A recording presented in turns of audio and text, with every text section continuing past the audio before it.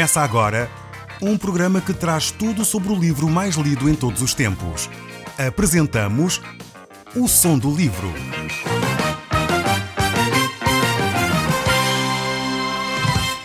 Seja muito bem-vindo. Neste podcast vai encontrar o livro mais conhecido e lido em todo o mundo. Vamos levá-lo numa viagem pela história da humanidade. Este é um audiolivro para si, para a sua família e sociedade em geral. Contextualização e comentários de Paulo Chaveiro. E nós hoje vamos estudar o capítulo 11 do livro de Jó. Jó está numa situação extremamente grave. Ele está muito enfermo e cada um destes amigos que Jó tem, que se aproximaram dele, realmente começam a acusá-lo do seu pecado. Em vez de estarem a ajudar Jó, eles estão cada vez mais a considerar que Jó deve ter feito alguma coisa de terrível para estar a viver o que ele está a viver. Nós hoje vamos focar a nossa atenção neste último amigo de Jó, chamado Zofar. Ele acusa Jó de iniquidade e Zofar, o nome quer dizer legalista. Ele afirma que Deus trabalha de acordo com determinadas leis, que as coisas têm que ser assim como está e não podem ser de forma diferente. Ele procura saber o que Deus quer fazer numa determinada circunstância como aquela em que Jó se encontra. Ele é diferente de Bildad. Bildad é aquela pessoa que é tradicionalista, olha para trás, para a tradição e valoriza a tradição. Zofar, por sua vez, é um homem que valoriza as leis. Podemos dizer que ele é um legalista, uma pessoa que dá mais importância àquilo que é legal do que àquilo que é relacional.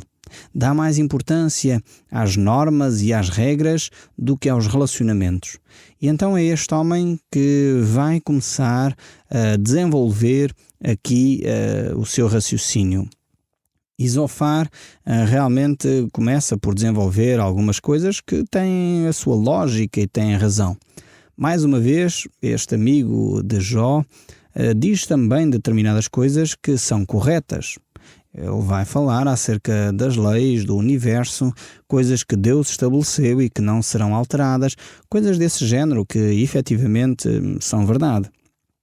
Mas, ao mesmo tempo, na circunstância de Jó, estas afirmações não são completamente possíveis, pois há um fator que estes amigos de Jó não estão a levar em linha de conta, que é a conversa que Deus tem nos céus com Satanás. Aquela conversa, aquele diálogo logo no início do livro. Eles não percebem que há situações que ocorrem no nosso dia-a-dia que têm por base orientações espirituais.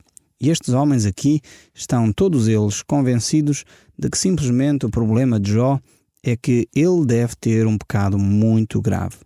Cada um destes amigos, seja Zofar, Elifaz, Bildad, cada um deles tem a resposta, digamos assim, no seu ponto de vista, a sua própria resposta certa.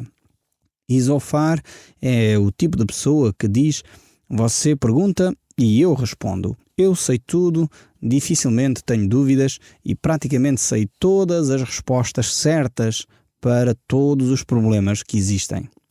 Então, o primeiro discurso de Zofar é sobre este legalismo. Ele afirma que Deus só opera por meio de leis. Diz que Deus nunca opera acima das leis. Ou seja, para Zofar, as leis estão acima do próprio Deus. As leis estão acima daquele que é o Criador de todas as coisas, inclusive é o Criador das próprias leis. Ele fala de uma forma dogmática e apresenta-se de uma forma extremamente cruel para com Jó. Mas vamos então iniciar a leitura destes textos da Bíblia. Vamos ver exatamente o que é que este amigo de Jó diz a respeito do sofrimento. Diz então assim o capítulo 11 do livro de Jó, o verso 1 e 2. Então respondeu Zofar, o Naamatita: porventura não se dará resposta a esse palavrório? Acaso tem razão o tagarela? Então ele começa logo por ofender a Jó. Jó não tem condição para discutir, pois esse homem começa logo por atacar Jó de uma forma bastante rude. Por outro lado, Jó está extremamente debilitado, ele está fisicamente desgastado, enfermo, com uma saúde extremamente precária, e este homem entra de uma forma extremamente rude para lidar com esta situação. O que é que pode dizer um homem que perdeu todos os bens materiais? O que é que pode dizer um homem que perdeu os filhos e perdeu a saúde e que vive realmente numa situação extremamente difícil? Um homem que tudo tinha e de um momento para o outro, em poucas horas, fica realmente numa situação extremamente precária. E este Zofar vai e começa logo por atacar a Jó, dizendo que ele não tem condições absolutamente nenhumas para estar a falar.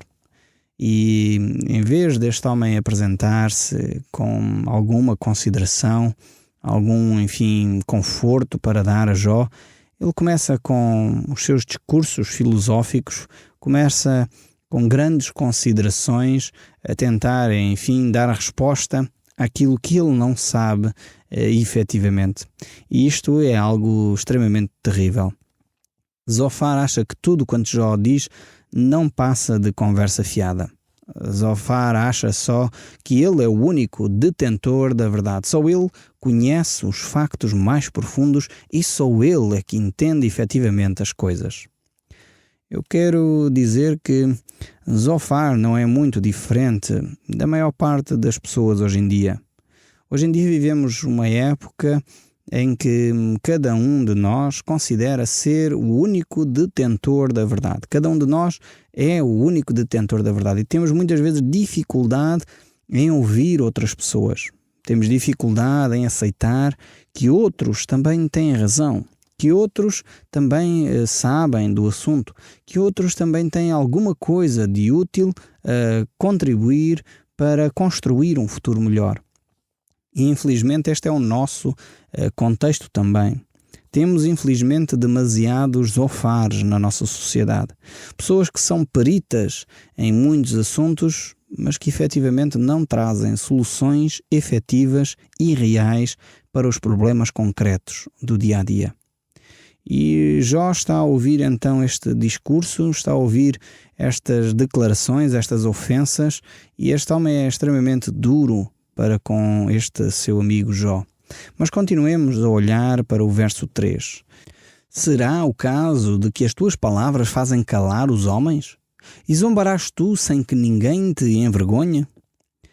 Zofar agora chega a uma situação em que ele acha inaceitável aquilo que Jó está a afirmar. E por isso começa a insultar, começa, a ficar irado, e a falar de uma forma extremamente rude, de uma forma extremamente grave para com Jó. Chega a chamá-lo de tagarela, de homem que fala sem sentido, de um homem que não sabe o que está a dizer, e ele está realmente já com vontade de envergonhar agora a Jó por aquilo que ele está a afirmar. E o verso 4 prossegue a dizer: pois dizes, a minha doutrina é pura, e eu sou limpo aos teus olhos. Zofar sente-se ofendido com estes ensinos de Jó. Como já vimos, Jó dava conselhos às pessoas necessitadas, era um homem que era extremamente generoso, era um homem que estava pronto para ajudar o seu próximo e, de alguma forma, ele também se considerava um homem sábio, justo, e o próprio Deus o considera um homem reto, íntegro e temente a Deus.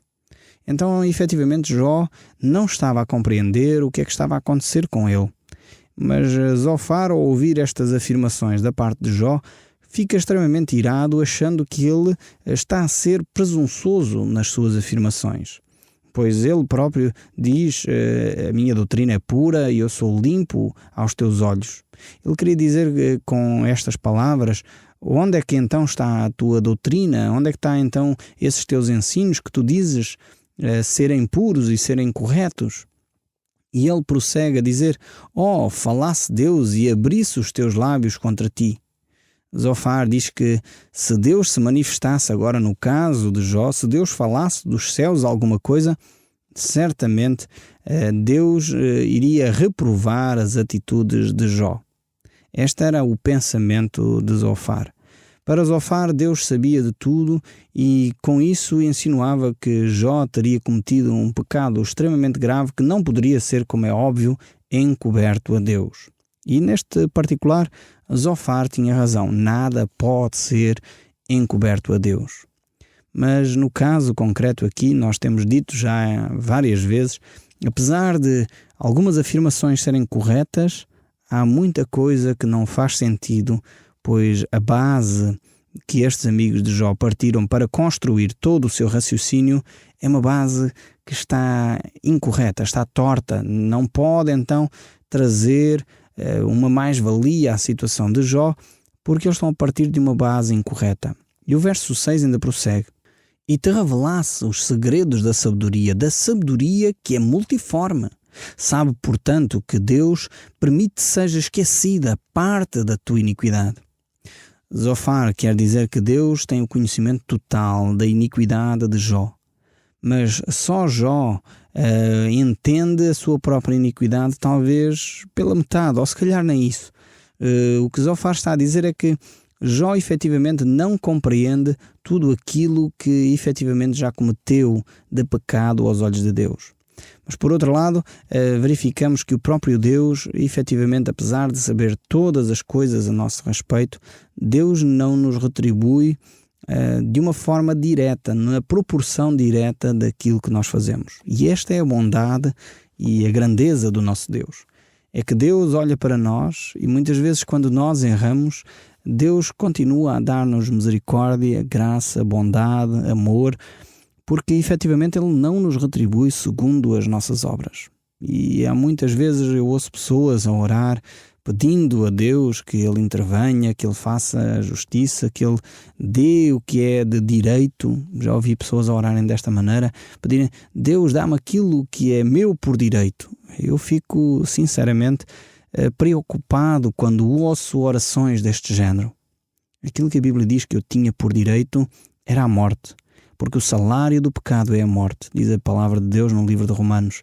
Então, quando eu olho para Deus, eu não peço aquilo que eu tenho por direito. Eu peço aquilo que Deus me concede de uma forma gratuita, que tem a ver com a misericórdia e a bondade de Deus, não com o meu direito. O meu direito era eu pagar a minha penalidade, os meus pecados, mas isso Cristo Jesus fez na cruz em meu lugar, trazendo-me assim a possibilidade de eu ter o perdão, algo que eu não tinha direito, mas eu recebo por causa do sacrifício de Jesus Cristo. Eu espero que você entenda também isto. Deus conhece toda a sua vida e Deus, na sua grande bondade, Ele não retribui o que você tem por direito. Ele dá muito além. E muitas vezes Ele esquece ou apaga, quando você confessa o seu pecado, Ele apaga as consequências desse pecado. Por vezes, Ele permite que as consequências permaneçam conosco. Mas Deus tem sido tão bondoso que a maior parte das vezes Ele diminui o impacto das consequências dos erros que nós fazemos na nossa própria vida. E por outro lado, então, voltando aqui ao texto, Zofar, como eu disse, está a dizer algumas coisas que são interessantes, mas que não se aplicam à vida de Jó. E o verso 7 prossegue: Porventura desvendarás os arcanos de Deus e penetrarás até à perfeição do Todo-Poderoso? Claro está que esta pergunta de Zofar é uma pergunta de retórica. É óbvio que ninguém consegue penetrar no mais profundo do conhecimento de Deus. Deus é Espírito e importa, diz a palavra de Deus, que os seus adoradores o adorem em Espírito e em verdade. Isto diz Jesus no Evangelho de João, no capítulo 4. E é importante nós percebermos que nós só podemos nos aproximar de Deus, conhecer a Deus, aprofundar o nosso relacionamento com Deus quando o fazemos através da pessoa de Jesus Cristo.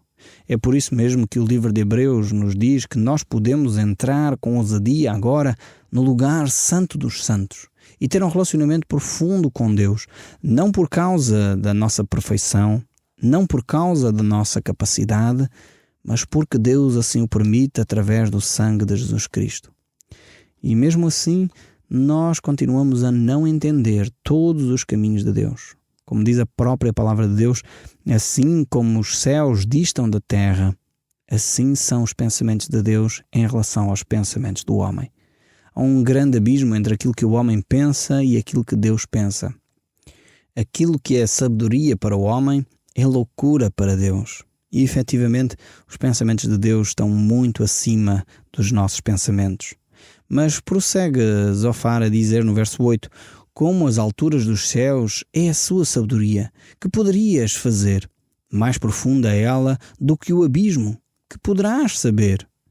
Aqui está, efetivamente, esta confirmação de que Zofar tem a plena consciência do que a sabedoria de Deus, o conhecimento de Deus, são realmente profundos, são intensos, têm de ser procurados com grande dedicação, como nos diz o livro de Provérbios, no capítulo 2, que efetivamente nós, para encontrarmos a sabedoria, para nós encontrarmos o conhecimento de Deus, temos que o buscar com diligência, com cuidado, com perseverança, com dedicação, e dessa forma nós vamos encontrar esse conhecimento de Deus. O verso 9 ainda diz: a sua medida é mais longa do que a terra e mais alta do que o mar. Aqui começa Zofar a filosofar um pouco sobre a dimensão da sabedoria de Deus, sobre aquilo que Deus efetivamente é e faz, como é que Deus age para com o homem. Ele acha que o problema principal de Jó é a falta de compreensão. Jó realmente não compreendia todas as coisas, mas ao mesmo tempo o problema de Jó não era só uma questão de falta de compreensão. Ele achava que Jó não estava a querer aceitar as suas responsabilidades, que Jó não estava a querer admitir o seu pecado. E por isso mesmo Zofar continua a dissertar acerca de quem Deus é, o que Deus faz, a dimensão de Deus, mas este não era o problema de Jó. Tanto mais que o próprio Deus admite que Jó era um homem extremamente íntegro, reto e temente a Deus. Então havia realmente alguma coisa que escapava a Jó. Havia alguma situação que ele não estava a compreender na sua própria vida. Mas isso não queria dizer que Jó não conhecia a Deus. Não estava limitado. Ele próprio reconheceu isso no final deste livro. Ele diz que no final deste livro simplesmente ele ouvia falar de Deus, agora conhece a Deus. Mas prosseguindo aqui no verso 10, ele diz: se ele passa, prende alguém e chama juízo, quem o poderá impedir? Ele mostra aqui que Deus faz as suas leis e ele segue essas orientações. E o verso 11: porque ele conhece os homens vãos e sem esforço vê a iniquidade. Mas o homem estúpido se tornará sábio quando a cria do asno montês nascer homem. Se dispusermos o teu coração e se estenderes as tuas mãos para Deus, se lançares para longe a iniquidade da tua mão e não permitires habitar na tua tenda a injustiça. Zofar agora continua a desenvolver este seu raciocínio, mostrando que o problema de Jó, mais uma vez, era a sua iniquidade, o seu pecado. E este capítulo 11 prossegue no verso 15 a dizer: então levantarás o teu rosto sem mácula, estarás seguro e não temerás, pois te esquecerás dos teus sofrimentos e deles só terás lembrança, como de águas que passaram. E ele prossegue ainda no verso 17: a tua vida será mais clara que o meio-dia, ainda que lhe chame trevas, será como a manhã. Sentir-te-ás seguro, porque haverá esperança, olharás em derredor e dormirás tranquilo, deitar-te-ás e ninguém te espantará, e muitos procurarão obter o teu favor. Mas os olhos dos perversos desfalecerão e o seu refúgio perecerá. A sua esperança será o render do espírito. Vemos aqui que Zofar está a fazer algumas afirmações que parecem até bíblicas, parecem até corretas, mas que mais uma vez não levam em conta o que está a acontecer efetivamente com Jó. Ele não entende que a vida de Jó tinha levado uma grande volta porque havia efetivamente uma prova que Jó tinha de passar. Ele era justo, ele era íntegro e tudo aquilo que ele estava a citar, Jó já tinha vivido. Só que este momento que Jó estava a viver não se enquadrava nestas frases. Zofar manifesta um grande desconhecimento acerca do sofrimento humano e por isso mesmo ele começa a tecer grandes considerações sem perceber que há situações na vida que não se encaixam nas regras que já estão estabelecidas. Mas continuando a olhar para o nosso texto bíblico, mudando agora de capítulo, vamos ver ainda o verso 1 e 2 e diz: então Jó respondeu: na verdade, vós sois o povo e convosco morrerá a sabedoria. Jó agora começa também um pouco a ser irónico com estes seus amigos, dizendo que se isto é sabedoria, então a sabedoria vai findar por ali. E diz assim a palavra de Deus, no capítulo 12, aqui no verso 3, também eu tenho entendimento como vós, e não vos sou inferior. Quem não sabe coisas como essas? E no pensamento de quem está seguro, há desprezo para o infortúnio, um empurrão para aquele cujos pés já vacilam. Jó entende que efetivamente aquilo que Zofar estava a dizer eram coisas básicas, coisas que eram de concordância de toda a gente. E ele prossegue no verso 6 a dizer: as tendas dos tiranos gozam paz, e os que provocam a Deus estão seguros, têm os punhos para o seu Deus. Ele agora vai começar a trazer uma nova perspectiva às circunstâncias. Não quer dizer com isto que Jó está correto também nas afirmações que faz. Pois ele está a dizer que o ímpio prospera, aquele que não teme a Deus continua vivo e a agir, mesmo sem que Deus intervenha de uma forma direta e imediata. E ele prossegue a dizer nesta linha de pensamento: mas pergunta agora às alimárias, e a cada uma delas tu ensinará, e às aves dos céus, e elas tu farão saber. Ou fala com a terra, e ela te instruirá, até os peixes do mar tu contarão. Qual de entre todos estes não sabe que a mão do Senhor fez isto? Na sua mão está a alma de todo o ser vivente e o espírito de todo o género humano. Porventura o ouvido não submete à prova as palavras, para o paladar provar as comidas? Está a sabedoria com os idosos e na longevidade o entendimento? Não. Com Deus está a sabedoria e a força. Ele tem o conhecimento e o entendimento. Efetivamente, Jó compreende que é Deus que sabe todas as coisas. Ele não põe em dúvida sequer este ensino da parte de Deus. E o verso 14 ainda prossegue: o que ele deitar abaixo não se reedificará. Lança na prisão e ninguém o pode abrir. Se retém as águas, elas secam. Se as larga, devastam a terra. Com ele está a força e a sabedoria. Seu é o que erra e o que faz errar. Aos conselheiros leva os despojados do seu cargo e aos juízes faz desvairar. Então, efetivamente, Jó compreende quem Deus é. O Som do Livro, uma produção da Rádio Transmundial de Portugal.